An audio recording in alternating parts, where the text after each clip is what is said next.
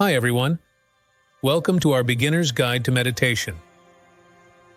Today, I'm going to walk you through a simple meditation practice that anyone can do, even if you've never tried it before. First, find a comfortable seated position. You can sit on a cushion or a chair, whatever works best for you. Close your eyes gently, or, if you prefer, you can keep them slightly open with a soft gaze ahead. Now, let's bring our attention to our breath. Take a deep breath in through your nose, feeling your lungs expand, and then exhale slowly through your mouth, releasing any tension.